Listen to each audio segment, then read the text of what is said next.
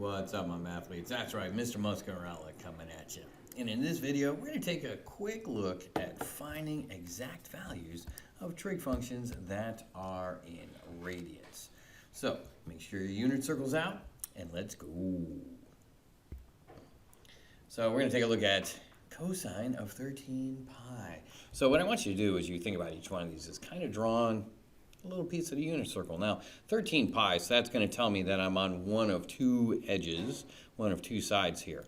Now, 180 degrees is right out here, and that's pi. And 0 or 2 pi is going to be in this spot over here on the right. Now, each one of those, if I were to go around again, 2 pi, I'd be at 4 pi, 6 pi, 8 pi, and so on. And then pi, I'd have all the odd multiples of pi, so 1 pi, 3 pi, 5 pi, and so on. Now, if I've got to analyze this and go, okay, cosine of 13 pi, which side would that be on? Why, yes, you're correct. It would be on the odd side of pi or 2 pi, which is on the left, which means then I have to analyze cosine. Ooh, is that the x or the y coordinate on the unit circle? Why, very good. That is the x. And the coordinate there is -1, 0. So the value of cosine of 13 pi is simply -1. Boom, you're done. You're welcome. Now let's take a look at cosine of 15 pi over 4.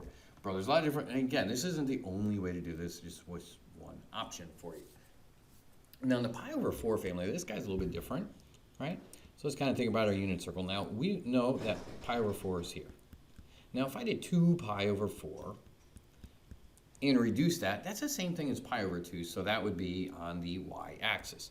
Now 3 pi over 4 would be over here. And then 4 pi over 4, that's a really fancy way of saying pi, right? Because if you reduce that, that'd be there. And then down here in quadrant number 3, you'd have 5 pi over 4. And then 6 pi over 4 would be the same spot as 3 pi over 2. And then, of course, we would have 7 pi's over 4. And then up here at on the x-axis where 2 pi is, or if we keep going in that counting pattern, we'd have 8 pi's over 4. So I just have to get to 15 pi. So again, just take your time as you count this. So there's 8 pi over 4, and then if I go all the way around again, another 7 pi, I would get to where 15 pi over 4 is. So that is in the same location as 7 pi over 4. And again, cosine is the x-coordinate, so at that spot, my x-coordinate has a value of √2 over 2. Now, if I wanted the y-coordinate, it would have said, oh, what's the cosine, or I'm sorry, not cosine, it asked for the sine instead of cosine, in which case we would say the sine of 15 pi over 2 is -√2 over 2. So, again, just take your time to make sure you recognize whether it's asking for the x-coordinate or the y-coordinate, or if you do any rationalizing. Now, while we're here, let's talk a little bit about coterminal angles, right? Little piece. All these angles are coterminal, right? 7 pi over 4, 15 pi over 4. And if I continue to add another 8 pi's over 4, right? Because if I go once around the unit circle, it's 8 pi over 4. So 15 pi over 4. And then if I add another 8, I would get 23 pi over 4. So all of those are coterminal with 7 pi over 4. Another 8, I'd get 31 pi's over 4. All right, you get the idea, and off we go. So that would be the coterminal angle. But if I had to do the reference angle right, so let's kind of refresh that one a little bit. Reference angle, so we can notate it like that. That's how far I've got to go to get all the way back up to the x-axis, which in this case is just 1 pi over 4, or 45 degrees.